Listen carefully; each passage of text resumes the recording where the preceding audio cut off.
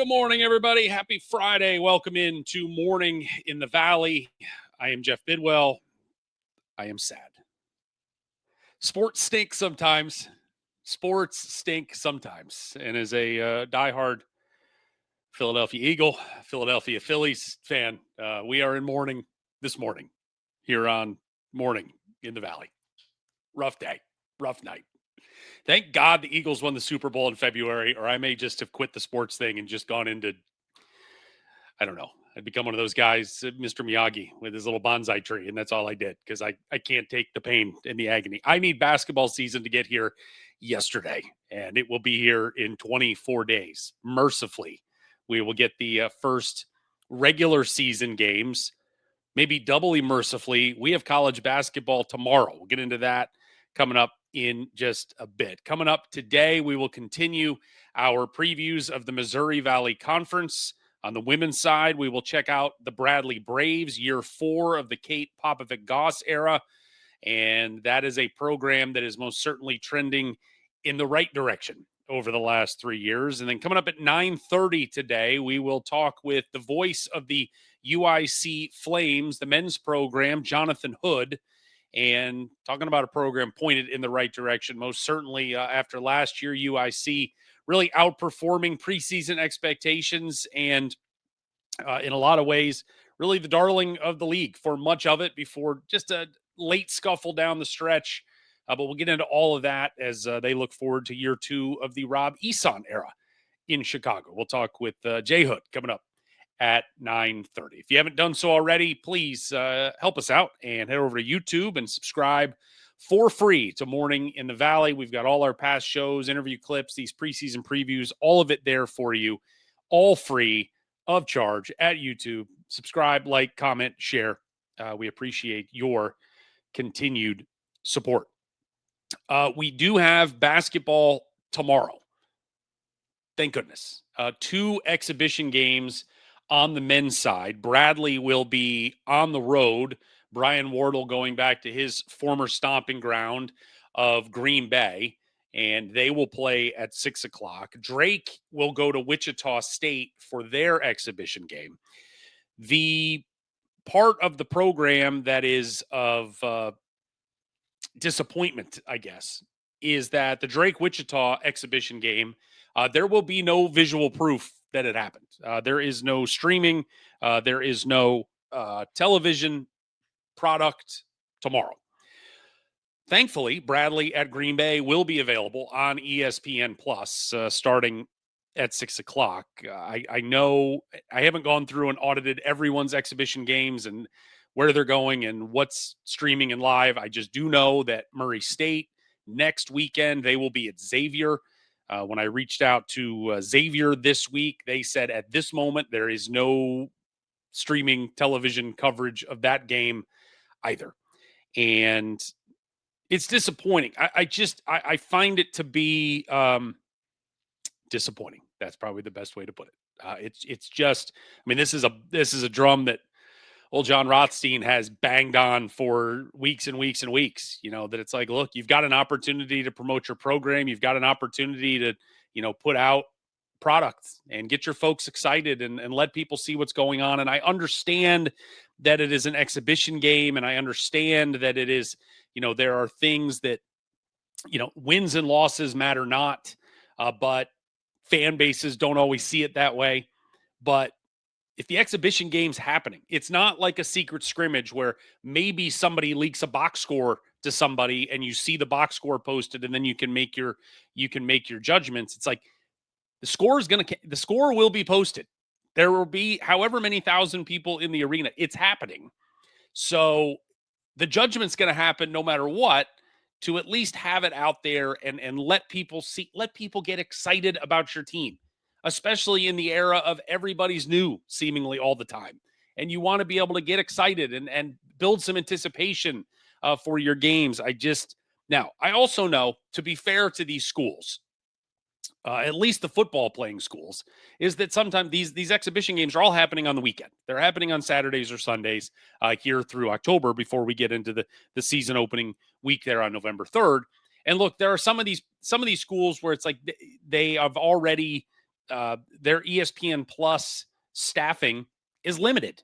And, for instance, I know Murray State this weekend, it is fall break there. So I, they have a football game that they need to stream. I don't know how they're going to get that done, because there's usually student help. They will find a way. But it's like suddenly if you're like, hey, we've got a football game here and we got a basketball exhibition here, sometimes there are priorities. Xavier doesn't have football. I will say that.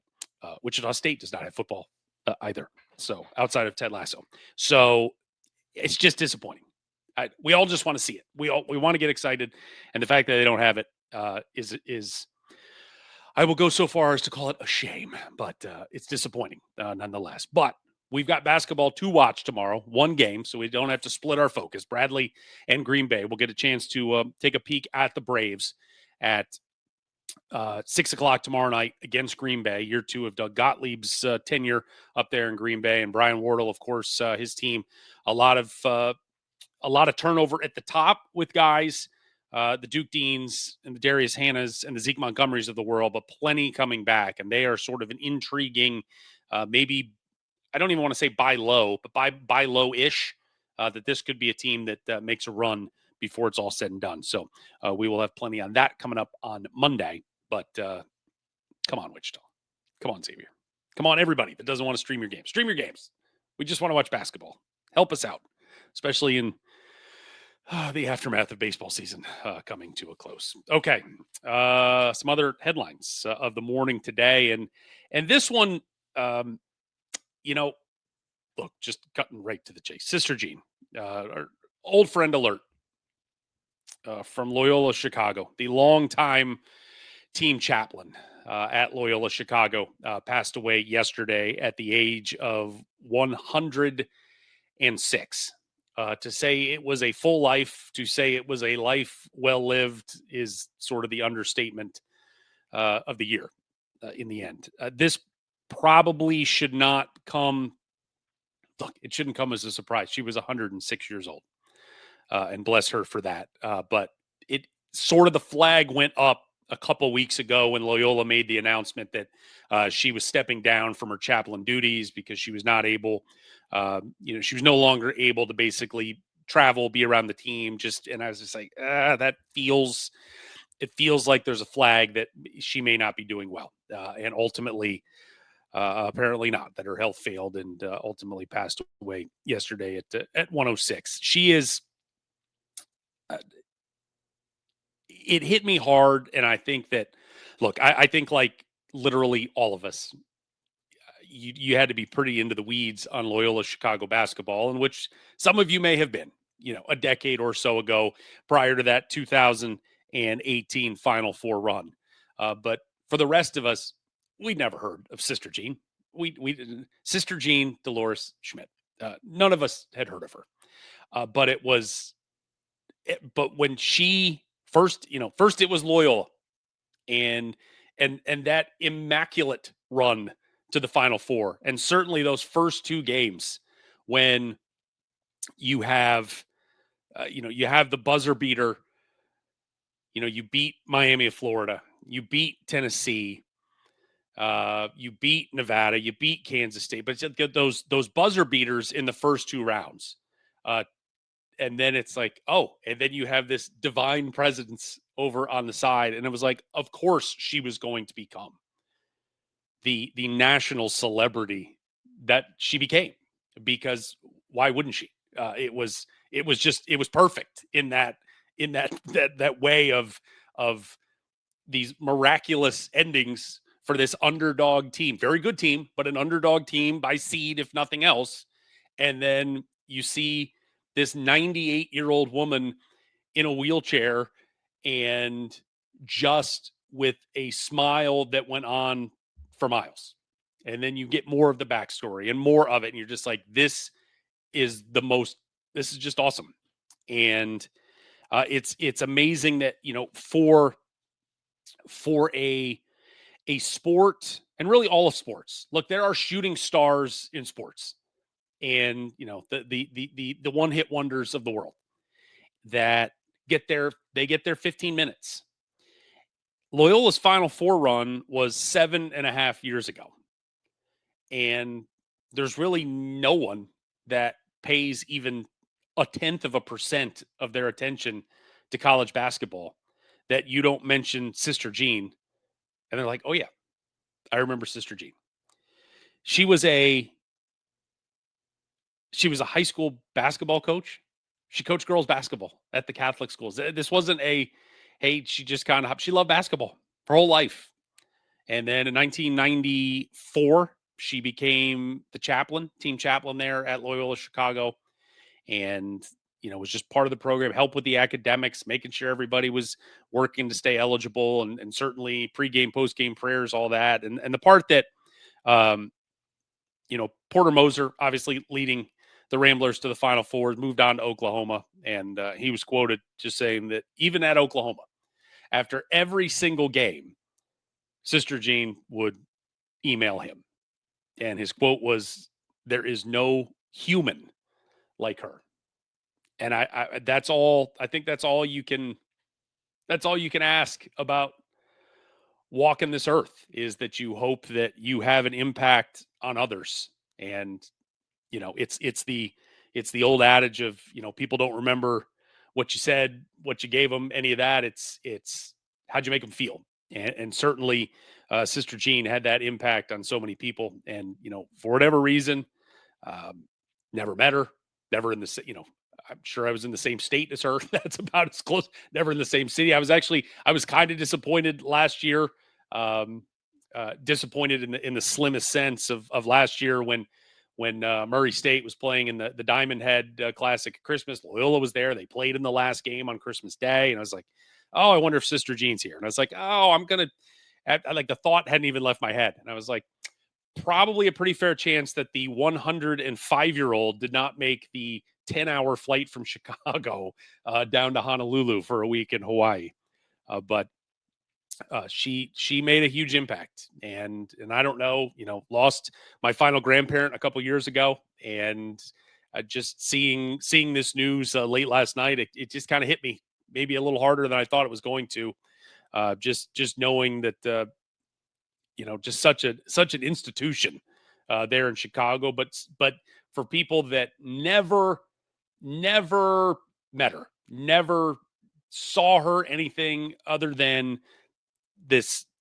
I hate to use mascot because it's not the right word, but just this fixture at the end of the bench and at these Loyola games, and you just felt good seeing her and watching her smile and her interact with these kids.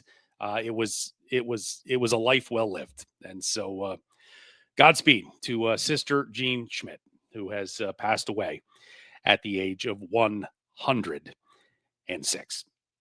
All right.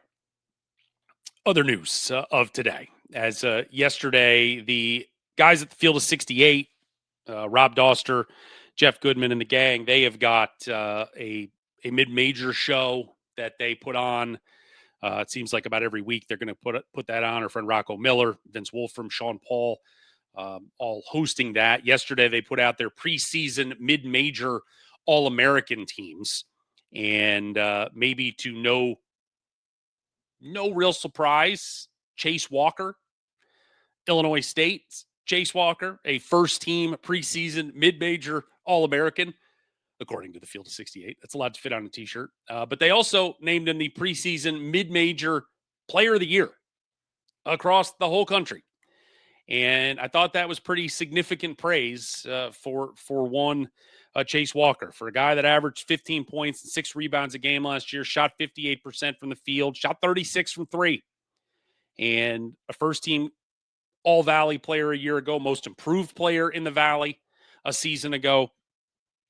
He is the key centerpiece for the expectations and why they are as high as they are. It's a guards game, but my goodness, if you've got a dude in the middle, much like Illinois State does in Chase Walker, it elevates you. And that is why, and that is taking nothing away from, the Chase Walkers and the Ty Pences and the Jack Dohertys, and we can go on and on and on and on. It's Chase Walker in the middle that is the one that has elevated Illinois State to this preseason pedestal that they're on. And now in 24 days, we'll find out, do they deserve that pedestal? Have they earned that spot on the pedestal, and will they be able to hold everybody else off and try to win a Missouri Valley Conference championship?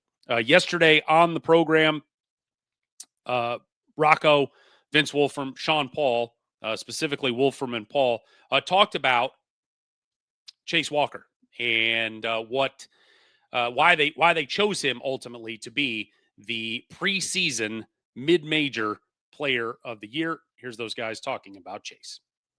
Our preseason player of the year, there's obviously a lot of hype built around somebody with that title. What do you think, Sean, would make a fantastic year for Chase Walker? We've seen the growth. What would make it a great year for this guy?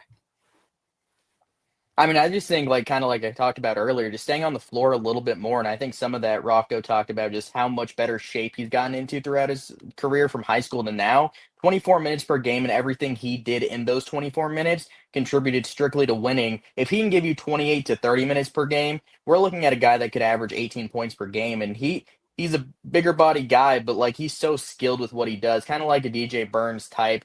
He has such good touch, he can pass the ball a little bit. He's really the mid-major DJ Burns, even though DJ Burns was the original mid-major DJ Burns. And even if he could step out and start shooting it a little bit more from three, that would be a nice jump. He's just a really well-rounded player, and the fact that he came back for another season at Illinois State, he knew what his role would be. I think he's going to have a really good season and really make this award in his name worth it. Yeah, the reason he came back is because they're going to be good, and he is good. And it's just how much more of a gap, from a freshman to a sophomore, how much more real estate is there going north for him to improve and be a guy that, look, as he said, last year only playing 24 some odd minutes a game and averaged more than 15 and 6 a night. Can he get to be a 20 and 10 guy in that realm? That's going to be a fascinating piece to watch. So that is Chase Walker, a first-team All-Missouri or All-American on the mid-major side, thanks to the field of 68 guys. Another player in the Valley that got some preseason recognition, and that's Tyler Lundblade from Belmont. And we talked with him earlier, just the great story of just walking on at school after school after school and earning scholarships at school after school after school.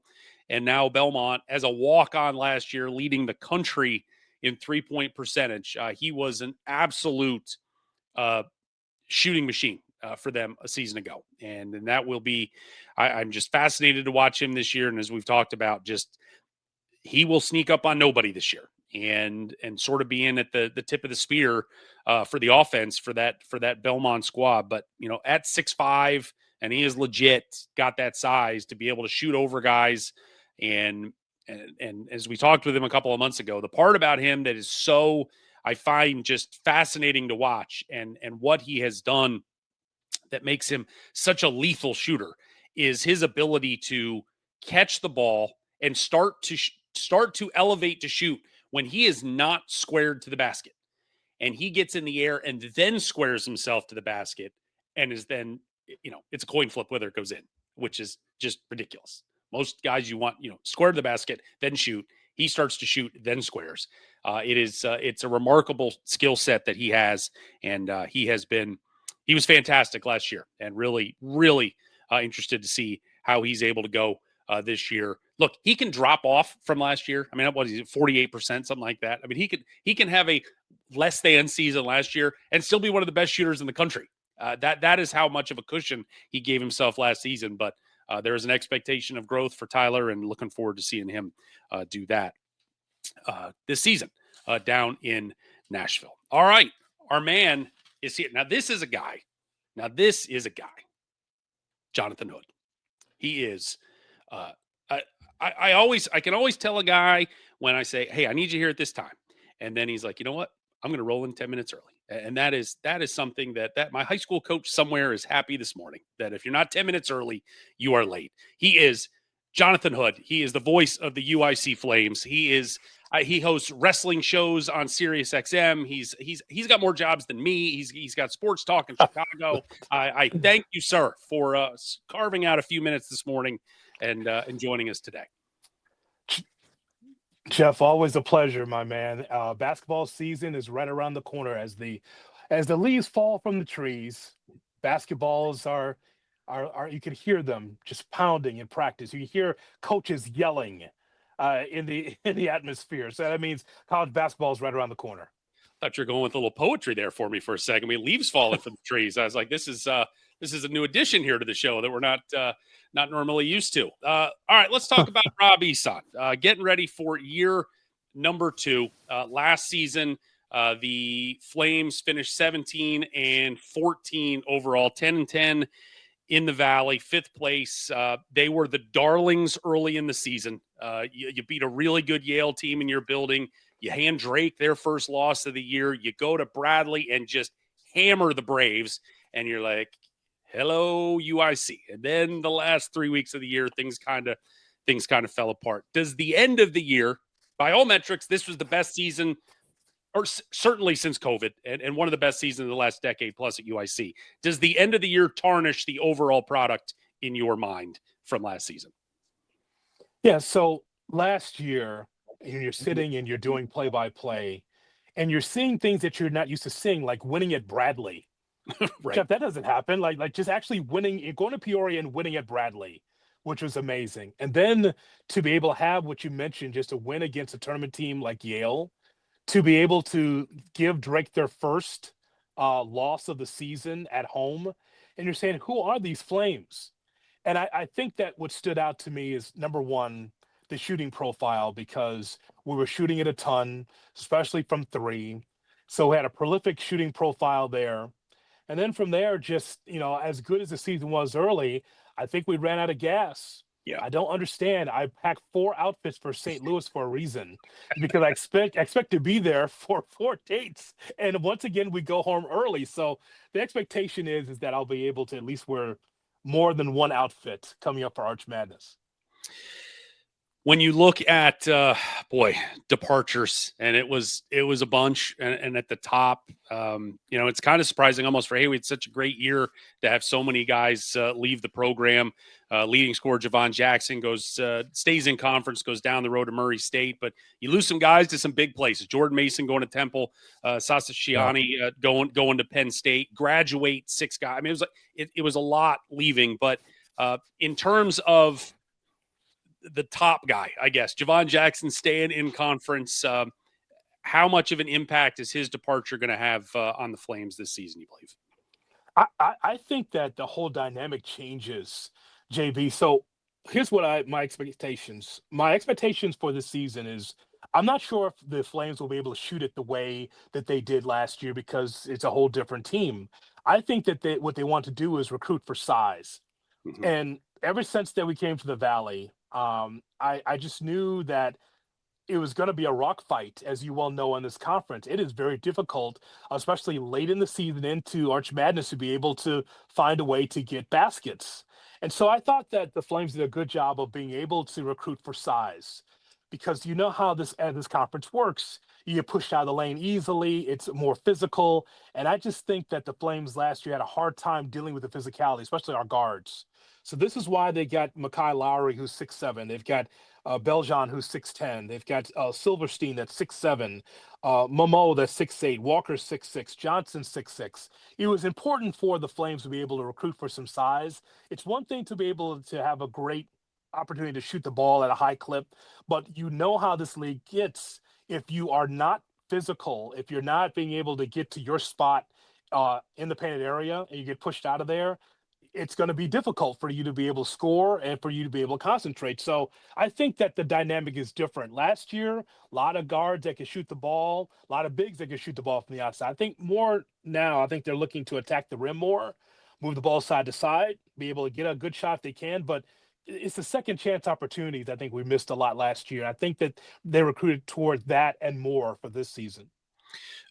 Before we kind of get into the guys who have arrived individually, I was struck by the amount of Chicago dudes that Rob Eson was able to go get. When you see a Josiah Hammonds and a Sam Silverstein and a Ty Walters Whitaker and a Makai Lowry, guys from Chicago, Ahmad Henderson already there, a Chicago kid. What is it about that place? And man, what just the Chicago dynamic that you can probably explain to us that aren't from there, that it's just like, man, maybe I went out and tried something other places, but if I got a chance to come home, I'm going to come home. And what a recruiting chip that Rob Eson's able to just throw down on the table to these guys. We're incredibly provincial here. Yeah. because because you could find someone that's our age and older that could be able to tell stories of the battles of the public league in Chicago and the rock fights that would happen there in the 80s and the 90s, and just how you go to a gym and the walls would sweat because there's so many people there, where the fire department says, oh, there's not too many people here, I'm enjoying the game too. They would just turn their heads like, no, more people could come in, sure, because you knew you had an attraction, right? Yep. And so it was that way in the past. It's that way at times here in Chicago now, but it's nothing like playing in front of your own family and friends. I think that you can understand you're 17, 18, 19, you want to get away from home, you want to get away from mom and dad because you want to explore, but there's nothing like coming home. And JB, I think that from Eson's standpoint, bringing Chicago guys in, I think mattered to him.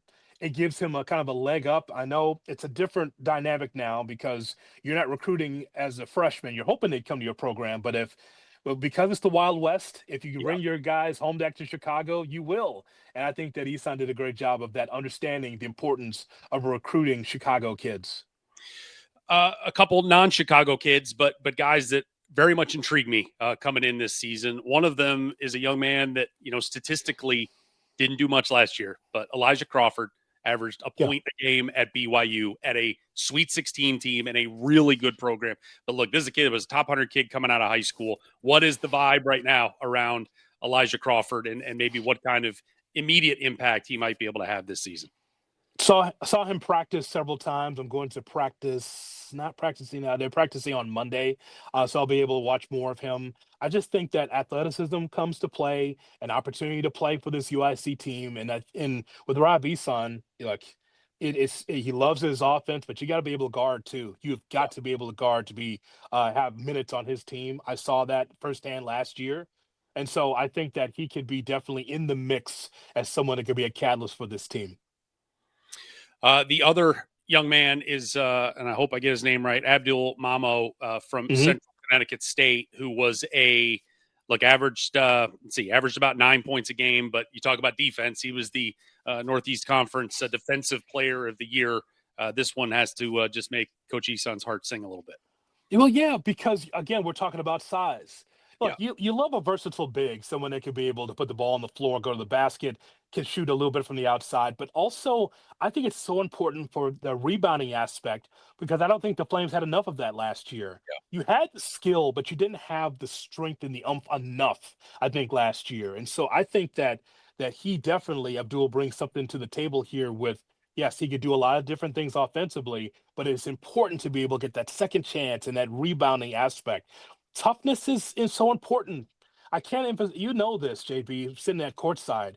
And in our league, that one rebound, that key rebound could be the difference in a win or a loss. For sure. It is that important, the little things in our league. Other leagues can get away with missing a rebound, missing a free throw there. But again, it's so tight. So I think that Abdul can bring that to the table. I'm looking forward to calling his game. The part about the portal, and every situation is different, and I can speak from Murray State's perspective. Got 15 new guys, but you look at what did they do last year, and it's like, well, scored 2 points here, scored 3 points there, scored 1 point there, and it's sort of untapped potential. You're hoping that you're going to bet on the pedigree and the ceiling. You look at what Rob Eson has brought in, and you see a Mamo who scored 9 points a game at Central Connecticut, and Josiah Hammond scored 7 at Sam Houston, and Chris Walker scored 11.5 at Binghamton, Ante Bellion 10 at Little Rock. These dudes have done it at the Division I level, maybe a half a level below the Missouri Valley, but there's some dudes that know what they're doing coming in. And it feels like when I look at the preseason polls, I think Blue Ribbon had UIC at 9. I'm like, man, I feel like we are second year in a row really underselling this Flames program. But, it's like anything else. So the people that make the poll and also the players don't know what they don't know. Right. See, so even last year, right, you could go to a Flames player and say, we haven't done that before. We never scored 100 points before in a game or somewhere in the 90 to 100 point clip. They don't know that. They just know they just know basketball. You know that you broke this record, this record. You know you have a scurrying through the record books of all the things that you've done. They don't know that. And so the same thing with everyone that has to be able to make a poll, which it's nonsense, right? Correct. We don't know because everyone's new, JB. We could have an educated guess, but Right. we don't know what's going to happen. I just think it's funny that you're on the same social media that I am, and people already have it figured out who's going to win the Valley. You sure? You sure Illinois State is that much better than everybody else head and shoulders above the rest? You sure Bradley is better than everybody? You sure that Javon Jackson can't increase the shooting profile for Murray? You sure about that? So that's why it's too bad that we're so much in the dark. But here we are when it Right. comes to college basketball. There was a time where you and I could sit down and have a few daddy sodas and be able to just Oh, mark it down because we knew the rosters. yeah. We knew exactly. All right, well, this guy's coming back, this guy's coming back, and we got one transfer, but it's so different now. So no one knows anything. Even me, I don't know anything. Well, there's nothing better than yelling about preseason polls than being uneducated and yelling about preseason polls, and loud idiots are the Right. best idiots. So, the addition, the returners, not many, obviously, but I think it begins obviously and ends with a young man by the name of Ahmad Henderson, a guy that, put him on the free throw line, certainly automatic, Yeah.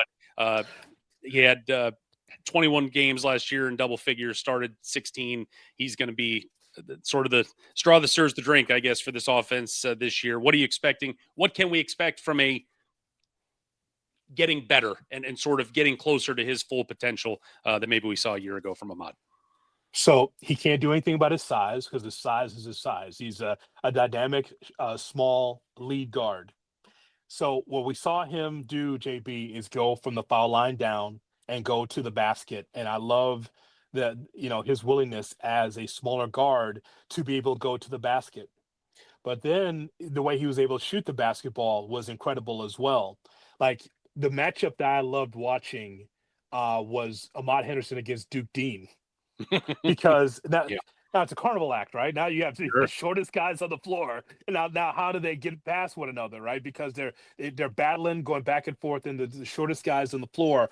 Ahmad, he's got to be better defensively, but again, he can't do anything about his size, and he knows that. But I love what the young man does with his heart and his moxie. Those are sports terms that we use all the time to describe a person that is an underachiever that's turning into an overachiever. The way he shoots the basketball, and by the way, because he's a holdover from last year, it's his team now. I'm not sure if it was his team last year. He comes over, but now because he's in year two with this coaching staff and with Rob Eson, it's his team. So his leadership skills are going to even be paramount, I think, to this team with all his new teammates that he has now with the Flames. The part that struck me early last year, I think this was really, it felt like sort of the offensive mission statement for this UIC team, but Ahmad was right in the middle of all of it. Was going to get the rebound, we're going to get it to our guard, and they're going to go 100 miles an hour down the floor. And if you aren't going to get in their way, it's a layup. And that was it was almost like it caught people off guard that this little dude is going to try to get to the cup if he can. And he did and was able to finish. And he's just you can't teach speed. And he is as fast end to end as anybody I'll say in the country. And it's like, it is, what a weapon. What a weapon. Yeah. Well, think about me at courtside. That was me calling the Howard Moore swing, the Wisconsin swing at UIC, and I'm just like draining the clock and not being able to get a shot. And then you reverse that, and now you're seeing a team that's scoring in 10 seconds or less. That is what the players love, to be able to score as fast as they can. That is part of Rob Eson's plan. This is what happens when you hang around college coaches and also NBA. I think he has a connection with the Sacramento Kings before he got the UIC job. And so I love when a coach can be able to learn. You just don't sit there and just say, well, I know what's best. He's learning all the time. He's very observant in the college game and the NBA game, and says, okay, if I've got dynamic guards, we're going to get up and down the floor here. We got to beat the defense. Give ourselves a chance. And so, as a play-by-play guy, it keeps you enthused, right? You're sitting up straight, a little straighter in your chair, like, all right, here we go. We're going to try to score in 10 or 11 seconds. Now, you make sure you got your notes ready, because they're going to fly right past you. hold on to them because your note's going to fly over the floor. That's how fast those guys was. So, and I think, as I mentioned to you, Jeff, I think that dynamic changes a little bit. The guards, I think, can still be fast, but I still think the size from the foul line down will matter because last year we had so many guards that could be able to do what you're talking about. But Ahmad's going to be able to still provide some of that speed, which I love. Schedule wise, man, it's for a new team and for a team that certainly we have expectations of outperforming the early prognostications. It's a very manageable schedule that I think you can get in a conference above 500 and maybe by a lot. You got 4 home games. Looking at the you're going to Daytona Beach for the boardwalk battle for your MTE, and then really from a metric standpoint, you're at Oregon State, you're at Yale. Those are the 2 toughest games. The Torvik, projections, it's all Q3, Q4 games. So those are, it's not, you're not lining up 6 money games that you got to go just survive as much as anything. What stands out about, I'm sure there's some disappointment about only 4 home games, but what stands out for the schedule for you? What stands out to me is that in Daytona, the flies were a big problem. We were there last year. We're in that same tournament last year. The flies were a major problem. I'm looking down at my notes, and there's 2 flies circling the entire time, and I'm just like, please, in that arena, God Almighty, the same arena in which Hulk Hogan turned heel, by the way, in Daytona Beach, Florida. Oh, so I'm there, and so the flies were a problem in Daytona. That's one. But no, when you have the resume that the Flames had last year, especially at home, sure. take on the non-conference, hard Nobody for people wants to to pick play up the phone. Yeah. Hard to pick up the phone. Yeah. You see our schedule. Yeah. Hard for people to want to be able to match up with that because they said, well, we don't want that. We don't want that L. It's Rob Eson. It's a fast offense. It was difficult, I think, at times for Rob to be able to find the opponents that he wanted. But I think that there's some learning experience there. You had to finish up the one-on-one, as you mentioned, with Yale. Yale was surprised. Very well coached, by the way, Yale. But to be able to go there, be interesting. Going to Charlotte, I think it'll be interesting being on the road there. That's later on in the schedule. The Oregon State game, again, a learning experience, not a game that you will roll over for. I think that's a game that the Flames, if you shoot the ball well, you can be able to win. So I like those challenges, win or lose, because when you get into conference play, there's no messing around because there's no one is just going to roll over for you in the conference. So you want to play as well as you can in non-conference. I think it's very interesting that we're able to cobble the schedule together. At least someone picked up the phone, Jeff, to be able to play the mighty Flame. I say 4 home games. It's kind of 4.5. You go across town and go play Chicago State. So you get to at least sleep in your own bed that night. Yeah. I mean, there are, and I would think that, and I would hope certainly at this level in the Valley that there aren't really any teams that should be able to look at their schedule on October the 10th and go, that's a loss. I know you don't have any of those. I mean, you can make arguments that you can run the table. It's certainly going to be challenging. And there are some, High Point is a very good basketball program. They said Yale's very good. It's a long trip to Oregon State, but manageable. And so certainly hope you can get some confidence rolling into Christmas and into conference play. All right. Like I said, I guess in the official Missouri Valley poll, you're either tied for 6th or tied for last, however you want to look at it. Blue Ribbon had you in at 9th. A year ago, I believe 12 out of 12. And you certainly far exceeded that expectation. I feel like from the last 20 minutes of talk that you have a level of optimism that you guys can outperform the early returns. Absolutely. And that was a rallying cry for the team last year because Coach Eson, the coaching staff, the players were not happy that they were picked last. And you always use that for bulletin board material. Or actually, Jeff, now it's dry erase board, isn't it? Do we use bulletin boards anymore? I haven't seen a push pin in a decade. So, yeah, it's all sticky notes and dry erase. Yeah. So I think that's dry erase board material now that they looked at. There were some T-shirts that were passed around saying that we're last and we're going to find a way to dig out of it. And the Flames did. And so for this year, I'm sure they'll find something else. But again, no one knows anything until we get basketballs in the air. Until we find out, no one knows that. All I know is that I really like the way this coaching staff has gone about their business because there's a mission statement. I've said this on talk shows, and I say this as a play-by-play guy. If you have a mission statement, if I know if you stand for something, then I know that at least you have a goal. Right. If you have no goal, then what's the point? You're just rolling the basketball out. But I think what they want to do offensively is getting up and down the floor. They want to be able to be a much better defensive team they were last year. But I feel like Eson and the coaching staff have a plan. And I just tell you, for my years of doing this, there's some coaches in games I called, there was no plan. So a lot of miles and a lot of teams. So a lot of coaches had no plan, but this coaching staff definitely a plan. Jonathan Hood, he is the radio voice of the UIC Flames. We are going to take a 5-minute sidebar here for our college basketball loving fans because we have to talk professional wrestling very briefly. Jay Hood has his own program there on Sirius XM, and I'm going to let you plug the heck out of that in a minute. But all right, for the longtime WWE fans here, yes, now in the new ownership group that is running things, squeezing every penny out of everything seems to be the absolute priority of everything.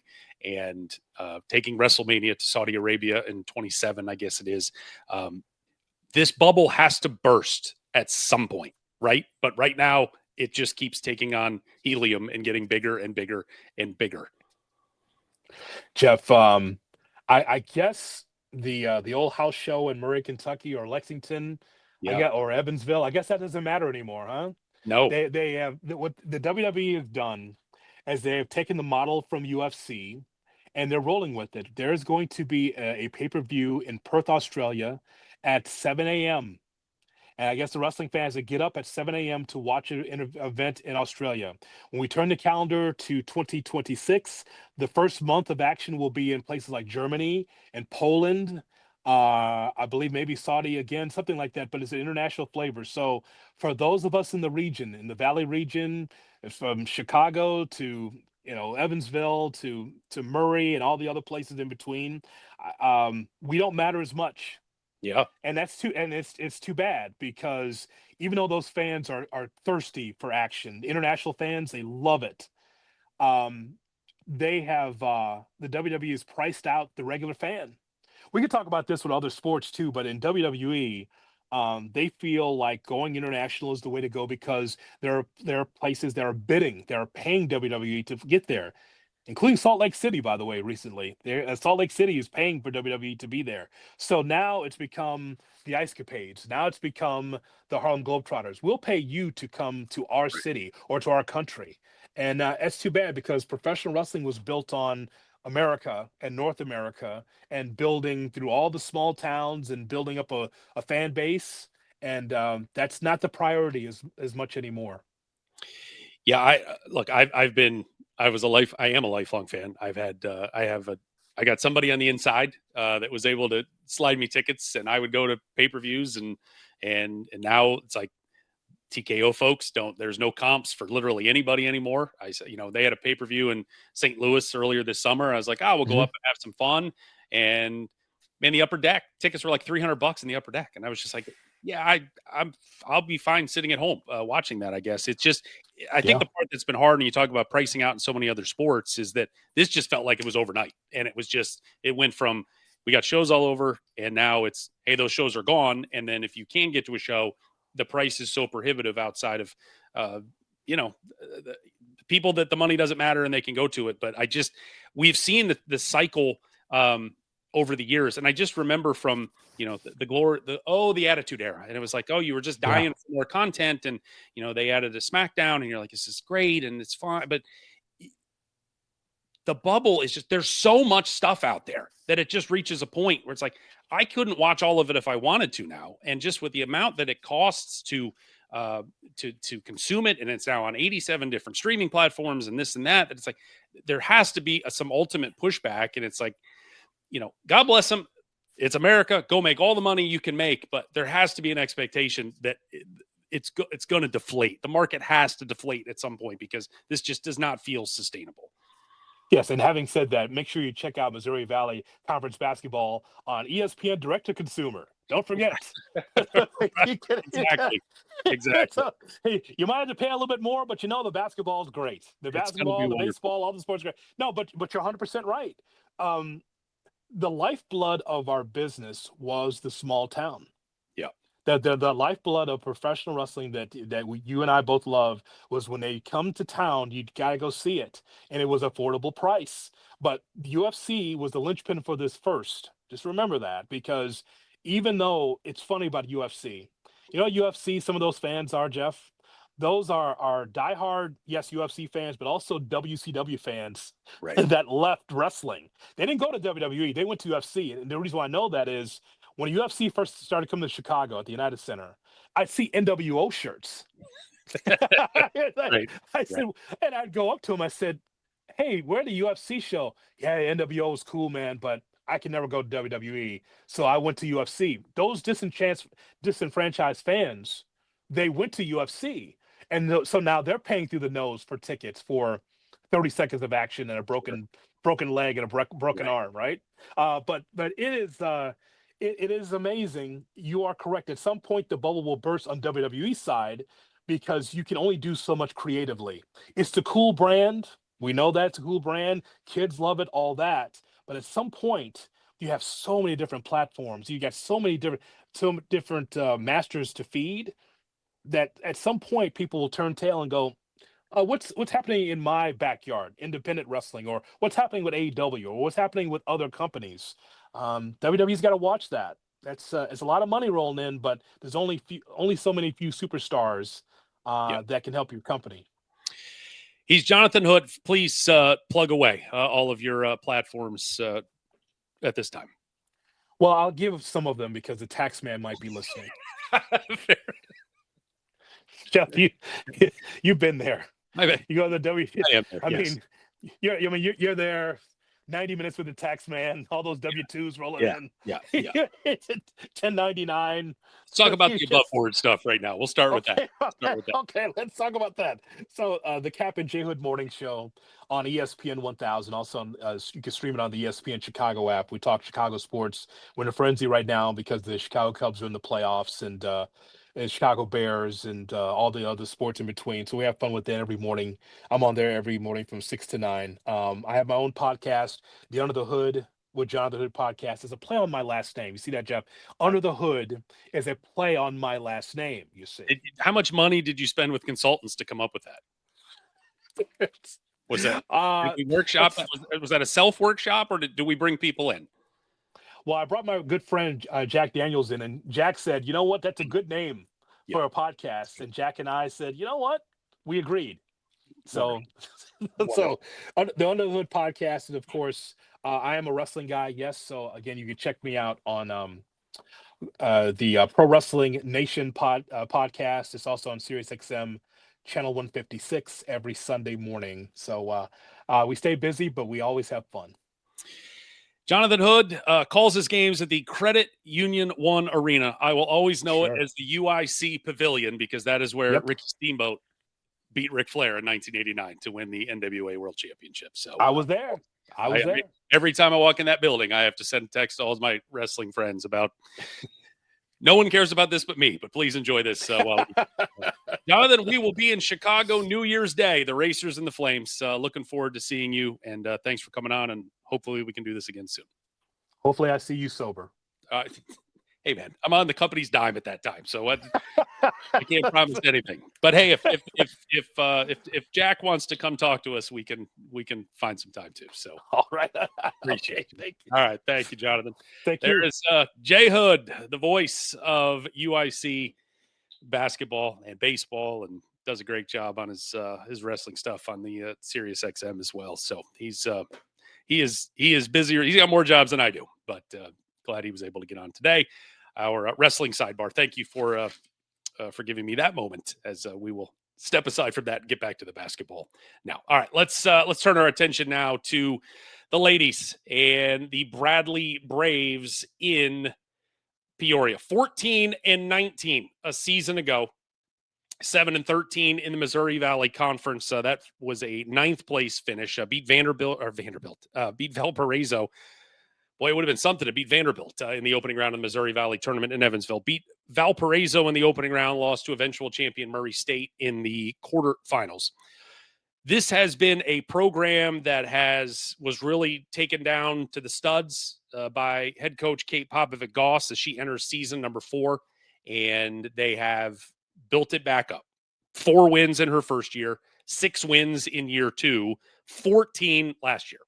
And when you look at the conference wins to go from 1 to 2 to 7, you see the growth and you see the building that is happening there in Peoria.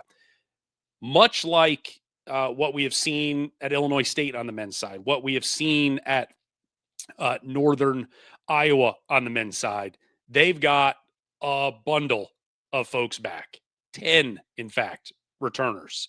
And that starts with Kaylin Nelson. She was the number 2 scorer on the team a year ago. A 5'11" wing, averaged 8 points per game.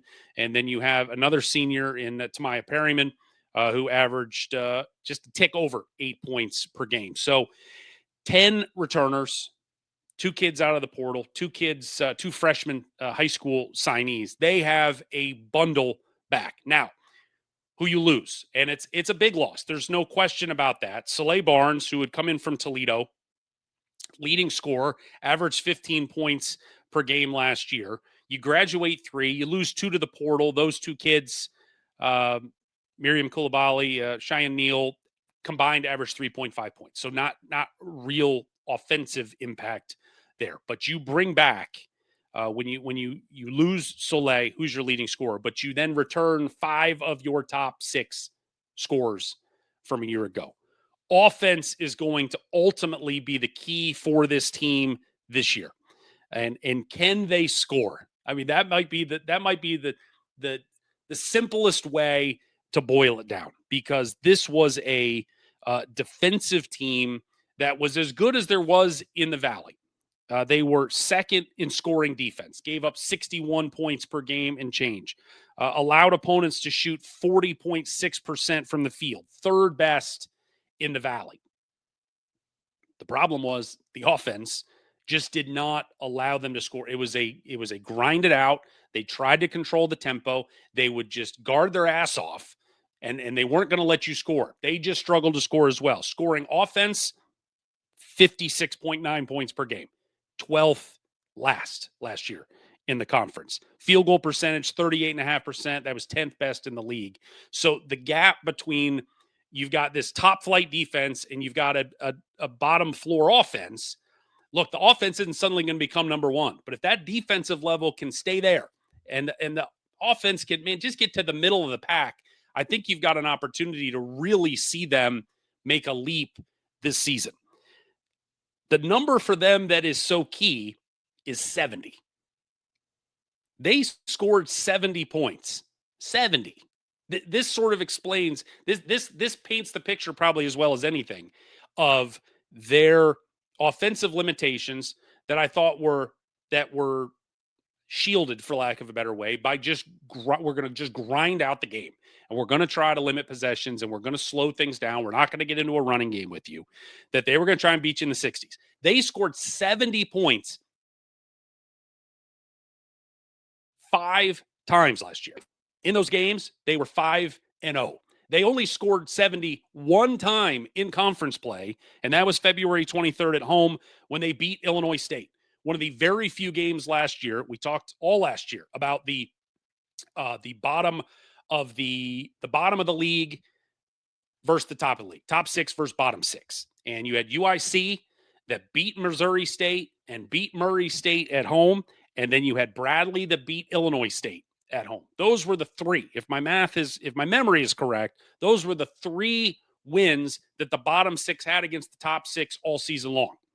And so that was where you saw a sort of the tiers of it, where okay, you've got that top 6, and then you had UIC and Bradley in that next tier before then there was a drop off to the rest of the teams. 5-0 when they scored 70. If they can consistently, even half the time, get to 70, this is a team that can really, and I think this year with so much star power out of the league, there is still a lot of really good players in this league for sure. But with so many stars at the top that have departed, and they have so much back and such an infrastructure coming back that I think that they have a chance to really make a leap from a tied for 8th or finish 9th last year and be able to ascend into that, top 5, 6 and make a run at a first round bye. Everybody's trying to get in the top 5. That's the first round bye where you're not playing on Thursday. They've really got an opportunity. The defense is there. And with everybody back, you feel like that's not going to change. Can the offense improve? That is 100% the question there. We say key additions. There's not really any. There are very few. I mean, you get 2 freshmen that come in Maya Foss, a 5 non-freshman, and then Callie Fortson, a 6-foot forward out of Cincinnati. They got 2 kids out of the portal, and one of the names is certainly familiar in Maya Wardle, who is, of course, the daughter of men's head coach Brian Wardle. And, she played at Eastern Kentucky, averaged about 2 points per game. So, they seem to be very high on Maya and what she's going to be able to bring to the table. But look, that is a rotation that there's a lot of pieces there already. So they've got, it's going to be work to get to break into that rotation for Coach Popovic-Goss. And then Micah Cooper comes in as well. She came from Southern Miss, averaged 2.5 points down there. So it's just nice when the returning list is triple as long as the addition list. And that is certainly what Coach Pop has rolling up there in Peoria. Speaking of Coach Pop, this will be something to monitor as the season progresses. As we talked with her a couple of months ago, she is expecting her first child in December with her husband, Ollie. And that is something that, it's I don't know if in her heart of hearts, if she could have timed it, she might have, hey, can we get this done in June or some other time? But look, the basketball calendar doesn't stop. There's really it's a pretty difficult needle to thread. But we have seen some badass women who have given birth during the season, and literally days later, they are back with their team and back on the sidelines. So everything, by all accounts, appears to be going well, and we certainly wish Coach Pop and her husband all the best. That this is the most uneventful pregnancy as you can have here for the final, 10 weeks or so until the baby is due.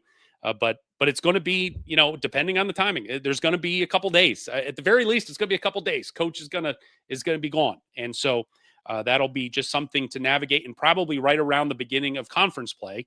By the way, still don't have a conference schedule. I was told that votes were put in for preseason, the preseason poll, which media day for the women is next Thursday, the 16th. So maybe by then we'll have a schedule. We should also have a preseason poll by then.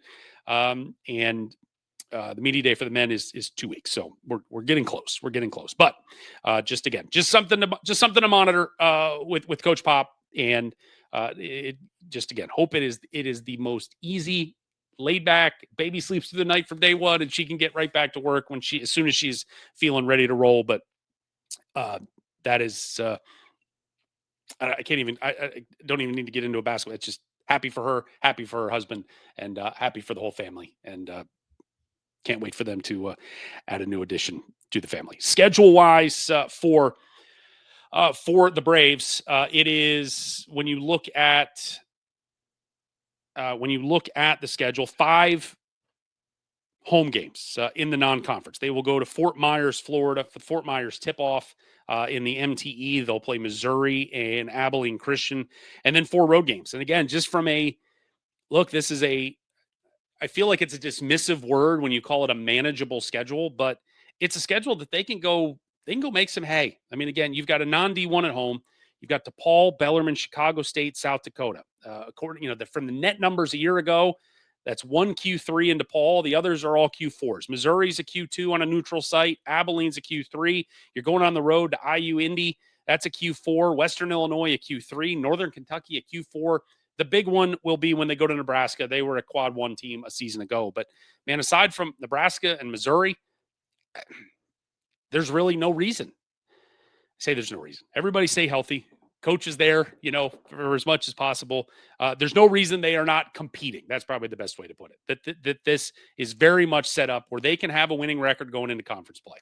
And hopefully they will be able to do that and continue this ascent as they won 6 games in the non-conference a season ago. So that certainly feels, that's 6-5. That feels very much in range for them this year. But we will find out. They will play SLU at home for their exhibition, their one public exhibition game, and then it's off and running.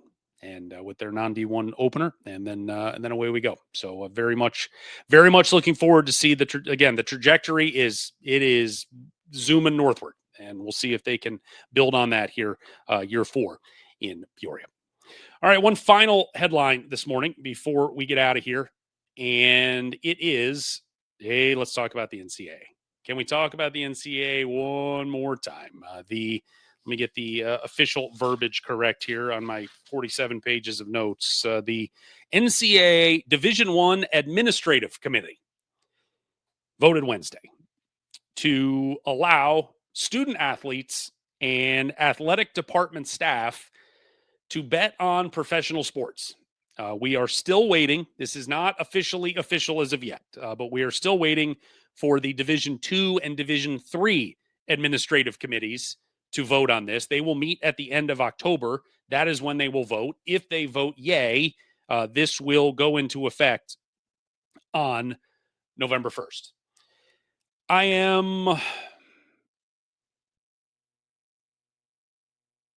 don't know, trying to drive down Hot Take Avenue this morning, and I'm kind of stuck in the middle here. I mean, I think that ultimately this is a hard right turn. I have, if you have spent any time even remotely around any athletic college locker room, there are signs everywhere. And it's like, don't bet on it. And then there's all the fine print from the NCAA that do not bet on anything because you will be ruled ineligible and lose eligibility and blah, blah, blah, and lose your scholarship and leave school and all of that. I have been privy to meetings where, with compliance folks, where they are just like, no, it is not worth your time. Like whatever you want to talk yourself into, it's not worth it. Don't do it. And the betting was you could not bet on anything that was sponsored, a sport that was sponsored by the NCAA. Certainly all college stuff is off the board, but even professionally, any professional sport that was sponsored by the NCAA on the college level, it was off limits. So there are some, look, I think if you were going to go bet on, Australian cricket or something like that, there may have been loopholes, but they were just like, don't even bother. Like, just wait your 4 years till you're out of college. And then if you have to bet, go crazy. I think what this became is in this era now where it is legal everywhere and almost everywhere. And you have, it's just become it's like, it's one less thing. That's almost what it feels like. It's like, it's one less thing that we have to try to chase down and monitor. And that almost felt like a punt on the NCAA standpoint of just like, yeah, what are you going to do? These kids have money, and you got the kids have money, they've got their NIL cash, and now they're going to go burn it, and they're going to burn it on pro sports. I saw there was a physician that was quoted in the NCAA release basically saying that, whatever studies they did, that abstinence was not the way to go. It was all about education and being open about things and trying to teach. And that's certainly one way if you want to spin it, for sure. It feels like, and look, we can doom and gloom this, and we can go worst case scenario, but the bottom line is you're allowing adults, and I think that's the counter to the counter, is like, look, they're 18, 19, 20, 21, 22, 25, they're still 25-year-olds in college. Like, they're adults. They should be able to do what they want to do. Okay. And that's fine. but you're also you are banking on the fact that these quote unquote adults at 18, 19, 20 years old, and I only play a doctor on TV, so I'm sure I'm going to get the terminology wrong. Whatever it is, the frontal lobe, whatever it is up here, this is the part that dictates all the decision making, and this is the part that is not fully formed until you're 25 years old. So you are giving this opportunity to these kids to make your own decisions with a decision-making muscle that is not ready to roll. And that's where you just worry that this now becomes, and again, there have been enough examples of point shaving, and you see it now with, and I think that the NCAA thinks like, hey, we're still not letting them bet on college sports, so this will be okay if we just have them do pro sports, But look, these kids have money, and maybe they start betting, and like everybody that bets, they're going to lose, and then they're trying to get even, and maybe they get in the hole, and now you got somebody that wants to try to manipulate some college stuff, and decision making isn't awesome, and there have been enough examples over time that these are not far-fetched fantasies. But as the NCAA has just, as the years have gone on, it has felt like they have become more toothless as an organization, that it just was like, we're just tired of fighting. And we're just going to let this go. And look, the student, whatever the SAAC, student athlete, I don't know, whatever they're called, the advisory commission, I think it is, or committee, where you got the student athletes that advocate for themselves. They're for it too. Of course they're for it, because kids want to do whatever they want to do. They don't want to be told no. And they've been told no in this instance. And in the end, it's like, I'm not sure I like it. In 3 years, 4 years, when you're out of school, go do whatever you want to do. But it just feels like the old slippery slope of, well, I'm betting on college, I'm betting on pro sports, and maybe I'm going to bet on college sports, and maybe nobody will know, and maybe, and it just, they always find out. And this isn't the old days of, you're meeting, Three Finger Jim in the alley, and you're paying off bets or getting paid or whatever. Everything is right here. Everything is on the phone. It's all digital. It's all like, that's why every time you see one of these pro guys, was it Jonte Porter, I think his name was, that played for the Raptors, who's like the 11th man on the Raptors. And suddenly there's all this money that's flooding in on him to get under whatever it was, like half a rebound or something. And it's like, the flags go up. I mean, they have mechanisms in place to be like, what is going on? Yeah, because he told all his buddies, hey, bet on this heavy because I'm going to take myself out with an eye injury and it's all going to be fine. Like, it's the stove is too hot, and you've got too many people milling around the stove that are going to be tempted to just do something stupid. And in the end, if one person does something stupid, it's too many people doing something stupid in this regard. And I don't like it. But much like most things in the NCAA these days, whether you like it or not, it's happening. And we will find out here within a matter of weeks. Again, Division I Administrative Committee has approved it. Waiting on Division II and Division III to vote yes. If they both vote yes, this will be in effect on November the 1st. Okay.